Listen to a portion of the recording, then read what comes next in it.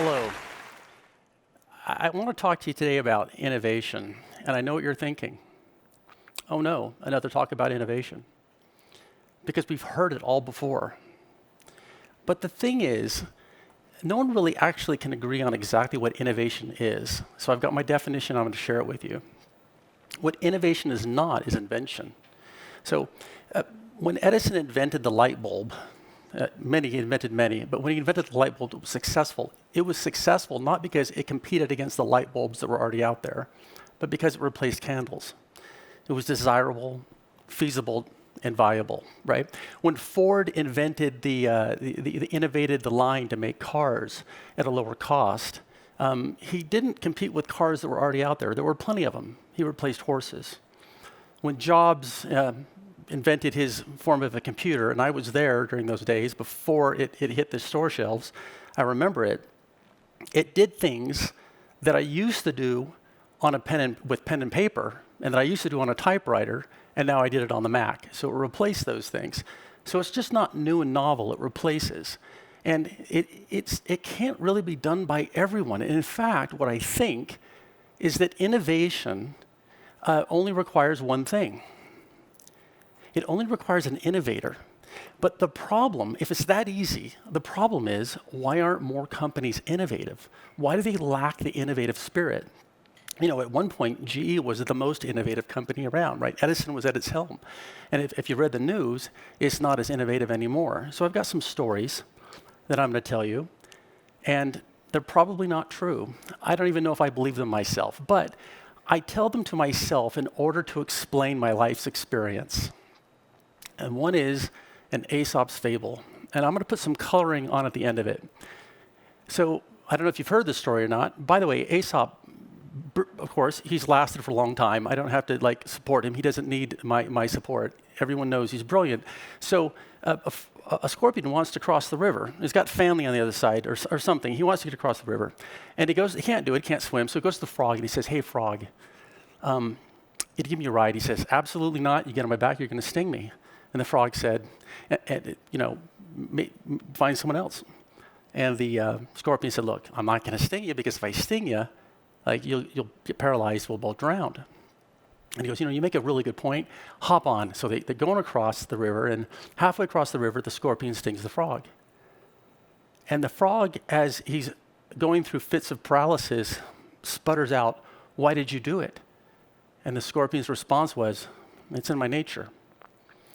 So this is how we behave in life. We don't behave in life necessarily because it's the best thing for us, but we behave in life because it's in our nature. And the guy that describes this the best is a guy named Shalom Schwartz. He has these things called the universal values. He went across the world, and brilliant researcher, went across the world, and he found that certain people ascribe to certain values, and they will do whatever they need to do to get their hit, their little injection. Even if it's not good for them. Like if you're someone who, within that realm of values, wants self-direction, you'll go for self-direction no matter what, right? And if you're someone who, which is more of an innovator's mindset, if you're someone who values power, you're going to go for power no matter what. And you will sting in order to get it, even though it's at your own destruction or your company's destruction. So what Aesop didn't tell you is that there was an ensuing conversation going on as they went across the river. And that ensuing conversation may have sounded something like this. "Well, frog, I told you I wanted to go there. It looks like you're going this direction." "Yeah, I get that, but the river level's a little bit high and there's some swirling, so look, who's the expert here, you or me?" And in this battle of tit for tat, the scorpion got tired of the conversation and went a-stinging. The well of willpower is not deep. And when that last bucket comes up dry, you go for your values. The next thing I want to share with you is this idea of the innovator, and that everyone can be innovative. And it is true, everyone can become more innovative. Like everyone can learn to throw a ball better. It doesn't mean you're playing, for the majors. Shaquille O'Neal could lose a lot of weight. He's not going to be a jockey, at least a competitive one. So the thing that innovators have, and that all people have, whether you're good at research or whether you're good at sales, is that you have some innate talent. In the case of a bird, it's hollow bones. So as you can see the slides, I've got a pig on one side with some wings. Now, the pig's been to a week-long innovation class, and those wings will serve a purpose. If the pig mistakenly jumps off the edge of a tall structure, it will slow the pig's descent, but it doesn't make them fly. To fly, you need certain characteristics, and you need training. So it's not nurture, it's not nature, it's nature and nurture. So what's really influenced my thinking here is a guy, Jim Clifton. So if you want to Google him, that's always a good idea. Where this really came to a head, and where I saw this happen, I was working for a very large company. We all went back east, and I know you've heard of this company. I won't mention who it is. And they had us take a test. It's called the Change Style Indicator Test. And I think about 50 in the room or so. Let's say 49% or 48% were on the left-hand side of the room after taking this test, and then about the rest of them are about in the middle, and then there were just three of us on the other side of the room. And the HR rep came out and said, well, here's the thing. So this side of the room, you're conservatives. So you don't want to change no matter what. Like, you're going to defend the kingdom. And the center part, like, if you're convinced that something's fantastic, then you'll make a change, but you got to be convinced. And the three over on this side of the room, you just want change. It doesn't matter whether it's good or bad, you just want change. The problem, she said, is that the vast majority of the ideas come from the three, and they'll all be gone within 2 years. And she was right, I was gone within 1 year. I think the other two left too, I don't know. But my guess is they didn't last very long. And the reason being is, it's the stinging. It's the compulsion to control and the compulsion not to be controlled are so at odds with one another that it's difficult to keep innovators in your business.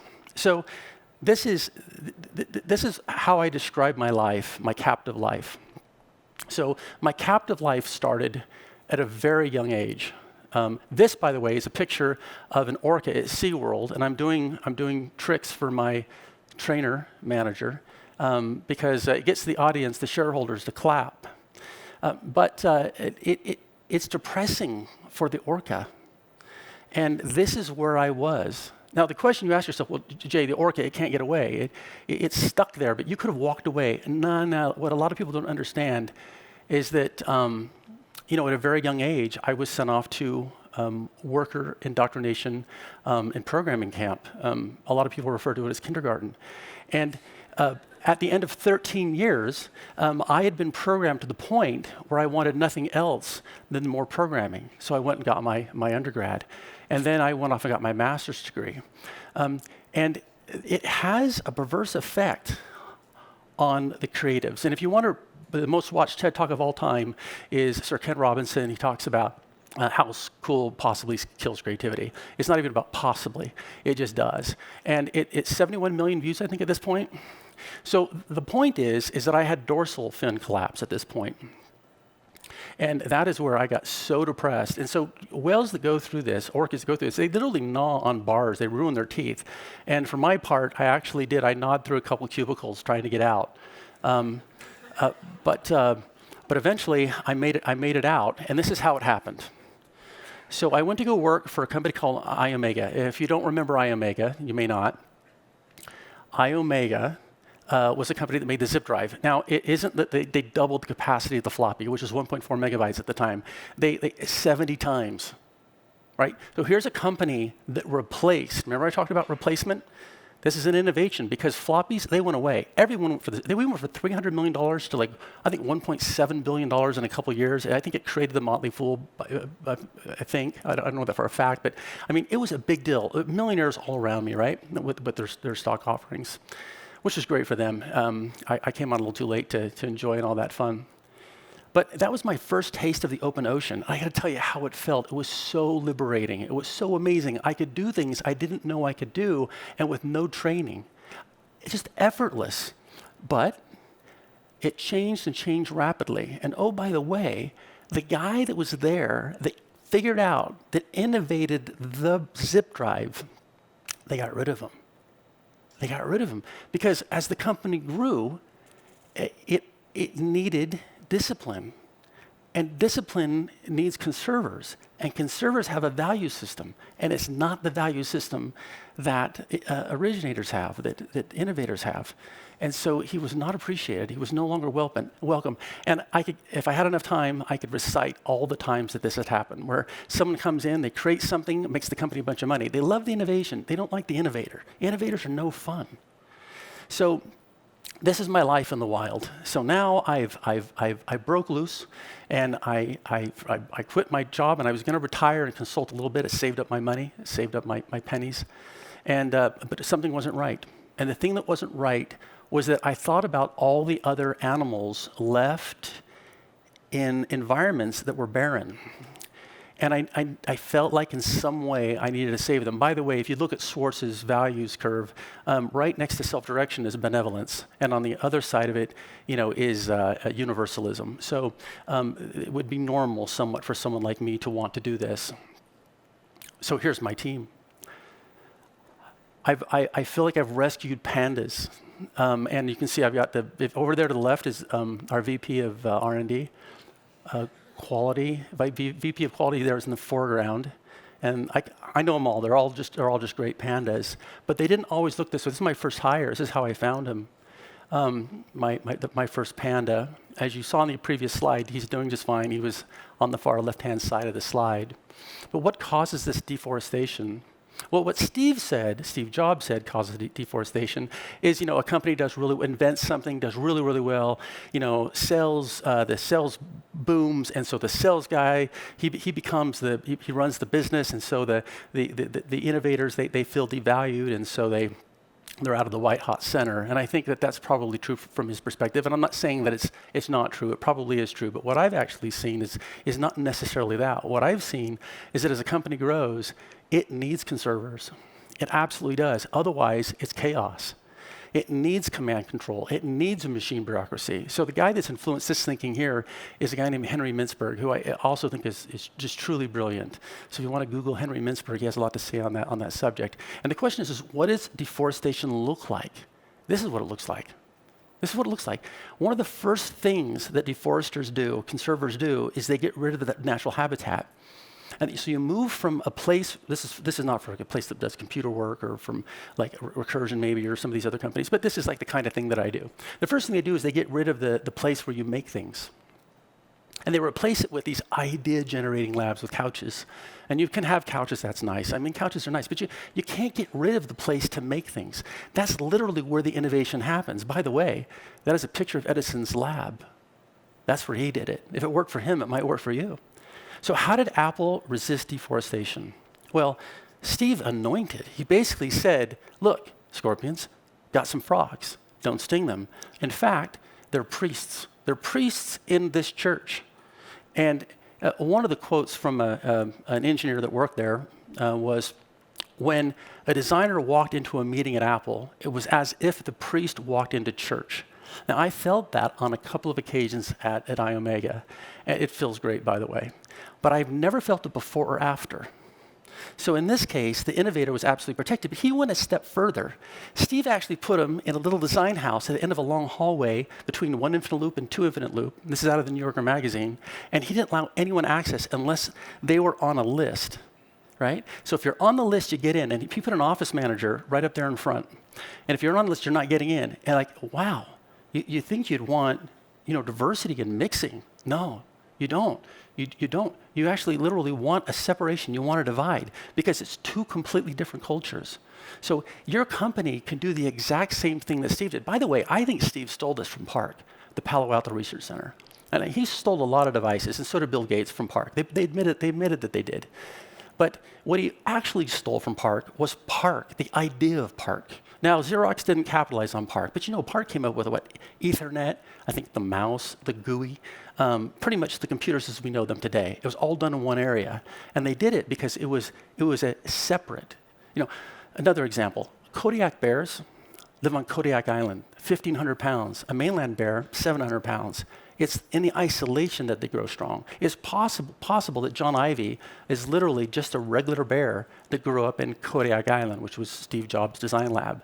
So there may be nothing all that special about him, other than the fact that he did have the DNA to be a bear. All right, so how does Pixar resist deforestation? Well, is an example given by the facilities manager. One of their creatives needed sunlight, so he came in and he cut a hole in the ceiling. Now, if someone came in your business, now think about this, and cut a hole in the ceiling to get natural sunlight, what would you do? And he says what they do is they don't get upset about it, right? And this is why they don't get upset about it, because when you sting the frog, you will drown. Like, you could be the facilities manager of no Pixar. You could literally be the accountant at no Pixar. Like, it doesn't exist without them. Now, of course, it doesn't exist without the conservators either. You need both. So this is about working together. Here are the chief pandas: Lassiter, Jobs, and Catmull. And they have panda thinking. So on this accord, the guy that I follow is a guy named Dario Nardi, and he's actually put an electroencephalograph on a bunch of folks' brain, and then he's correlated it to the Myers-Briggs, of which I'm not a huge fan, because it's just a theoretical framework. It doesn't really have a lot of data behind it, like the 5-factor personality survey. But one of the things he did show is that people who are creative, like originators, their brains operate in a very different sort of way than people who are not, okay? So there is some hollow bonedness going on here. It isn't just a design class. You can head off to do a design class. It isn't just like taking someone and saying, oh, yes, guess what? We're going to make you the VP of innovation. Where are you from? Ops. Like that probably doesn't work. So instead, what you can do is you can fill your thing with pandas, and it isn't about where'd you go to school, or what's your GPA, all of these things, right? It's not these things. It's you give them an object. And try this, by the way. Find your smartest people. People you think are just have the best, smartest people, the most excellent people you can think of, and give them this test. Hand them anything, it doesn't matter what it is, and say, what could you use this for? Most people, highly educated people, they'll give them a brick and they'll go, this is a paperclip in this example, but one guy put in mini trombone, which is decent. If someone said mini trombone to me, I would be like, yeah, probably a taker. But you give someone a brick and they're like, well, you could build a house with it. You could hit someone with it. You could throw a brick, and then they're done. And they've got a 4.0. Like, that doesn't fly in innovation. It's a different animal. The other thing you could do is you could give them a personality test, the 5-factor personality model. And what you want to see is openness to experience, like off the charts. Above 90, I put 90% here, but really above 95%. And you actually want to see emotional stability or neuroticism a little bit lower, because it means they're somewhat dissatisfied with the way things are. A little bit not quite easy to get along with. I think this describes Jobs actually quite well, but not Catmull so much. He had, I think, a lot more emotional stability. And so the 5-factor personality model basically has some attributes. And one is, values, right? So unconventional values. Well, who wants unconventional values in your business, right? Curiosity is great, but I wonder what I could do with that. That's, again, maybe not appreciated. So what Apple said was this. Eloquent description, I love this. Basically, Jobs outlines, hey, we're the crazy ones. We change things. We're troublemakers. Do you want troublemakers in your business? Yeah, you do. You actually do. But you just want them on the other side of a wall, right? That's carefully controlled. Because those are the guys that are going to bring you your fresh ideas, your innovative thinking. And at the end of the day, you're much, much stronger together, but not exactly in the same room together. It's about managing this process of integration, which I think Steve and Catmull done a wonderful job with. Well, that's it. I hope you appreciated my explanation of what innovation is and what the innovator is all about. Thank you.